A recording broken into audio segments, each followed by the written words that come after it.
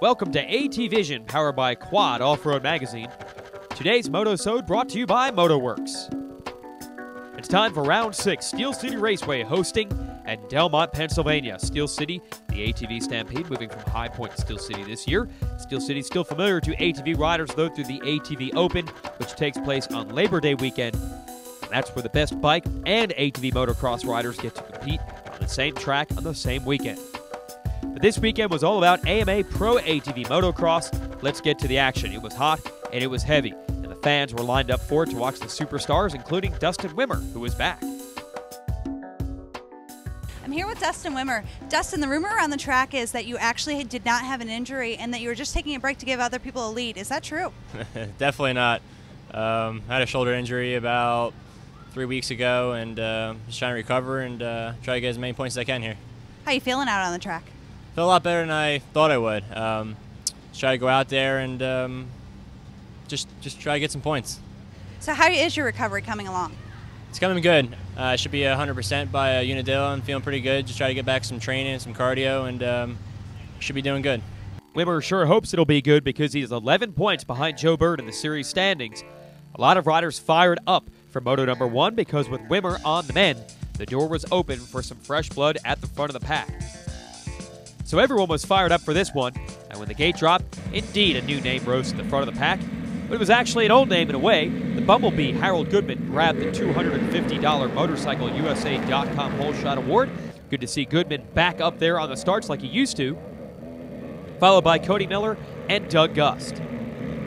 Gust, yes, like a gust of wind, was able to blow by Miller to take over the number 2 spot. Josh Upperman on the Honda putting pressure on Miller, but the rider on the move was actually Josh Kramer on the Monster Kawasaki. He gets by Upperman and then uses this move to get by Miller for 3rd. Kramer wasn't done there. He would move to the front of the pack in his best ride since winning the opener at Glen Helen a few months ago. Upperman would not find Miller as easy to pass. Watch this exchange between the two young riders that lasts nearly an entire lap.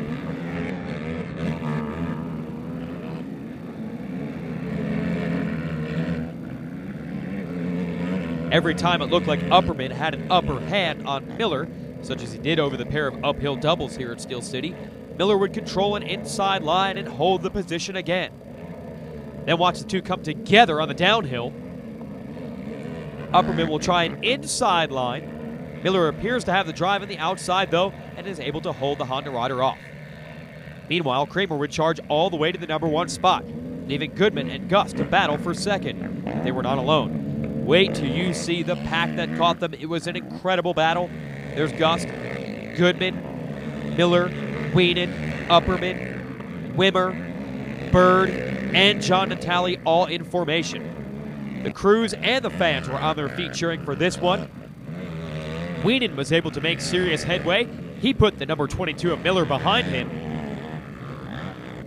And the battle continued to rage as Wimmer tried to do the same. Wienen's strong riding eventually put him past Goodman and Upperman as well. Then the battle was on between Gust and Wienen down the stretch. The huge jumps of Steel City laying a perfect foundation for a great battle between the two former Suzuki teammates. Eventually, wide open Wienen was able to take that 2nd place spot away from Gust, making it a Kawasaki 1-2 out front. But Bird wasn't done. He put on a strong charge late in the race. He would eventually get to his old championship rival Gust as well. That's a big pass for Bird because remember, his championship rival Wimmer was far back in the pack. Kramer holds on to win the moto. His teammate Wienen makes it a Kawasaki 1-2. Excellent job by Wimmer to just hold on for a 9th place finish with a bad shoulder. Moto number 2. Everything was different, including the weather as the rain began to fall. Let's check in with Josh Kramer. Down here on the track, checking in with Josh Kramer. Josh, you had a great run out there. Tell us what happened. Things went good for me. Came out of the start decent, had a couple of bobbles in the first lap. I had to kind of back her down a little bit and fell back to 5th. But by the 3rd lap, I was in 1st place and just rode a smooth, consistent race and took the W. You had a great pass on Harold Goodman. How'd you get around him? I just came around the outside of him and think he knew I was coming through, so he didn't put up too much of a fight. Pretty much every pass, I got by everybody quick, so it was good. We're obviously preparing for some bad weather here. What do you think about the second moto? Well, there's a bunch of lightning going off over in front of us, and I don't know what's gonna happen, but I wish it would have held off for another hour. But oh well, we're gonna go make the best of it and get back up on that box. Good luck. Thank you. Well, to finish up on the box in the mud, it requires a good start. Another good one for Goodman and a bad one for John Natale, who goes flying into his home Pennsylvania soil in turn 1. Meanwhile, Goodman, another $250 from MotorcycleUSA.com. But look who's right behind, looking to put the pressure on and make the pass. That's right, Josh Kramer rode just as well in the mud as he did in the dry.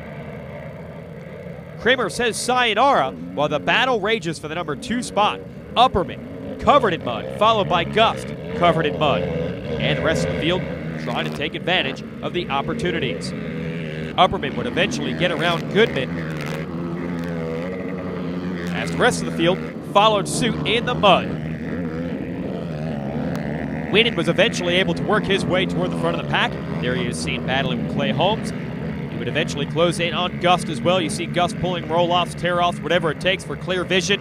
And speaking of clearing, Wienen just cleared the big Sky Coaster to get past the veteran Rockstar Makita Yoshimura Suzuki rider. The mud would eventually claim a victim in the number 84 of Thomas Brown, whose Yamaha started to struggle in the sloppy conditions.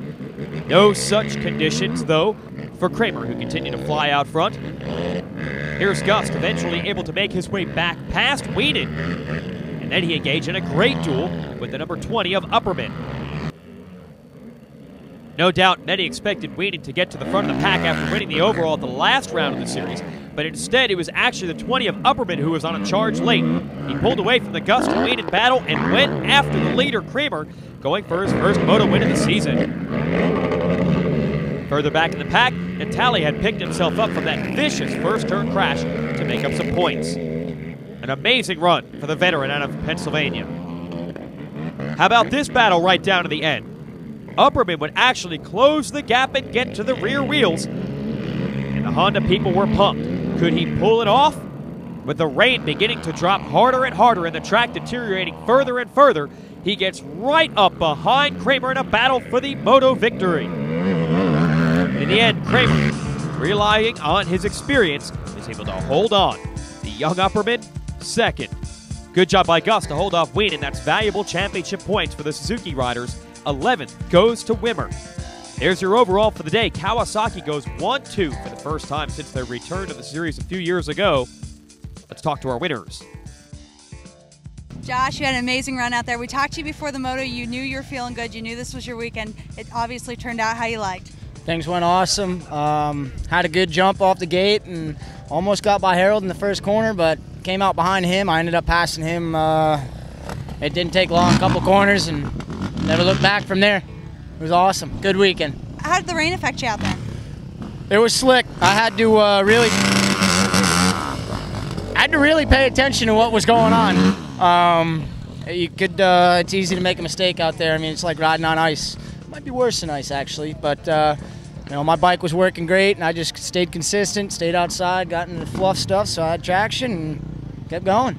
Upperman came from behind in the second half of the moto. He really caught up to you. Did you know he was back there? I knew he was there. I kept, glancing back, and I'd see him, and I could see him closing the gap a little bit. I just stayed consistent, and I can't believe he pushed so hard when it was that wet out. I mean, like I said, it's easy to make a mistake, but he was rolling good, and we came across the finish line 1-2, but I just stayed consistent, and that's what it takes. Pulled it off. Congratulations. Thank you very much. Josh, you had an amazing run down there. You really worked for it. You came back from behind and got right behind Kramer. How'd you feel out there?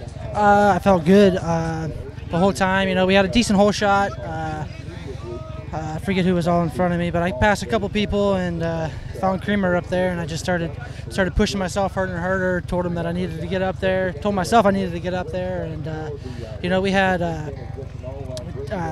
the bike set up awesome. Tim helped out a little bit, gave us a couple pointers, which was awesome. It was just, Mark had the bike working awesome. Wayne had the shocks working great. It was awesome. Everything worked out great.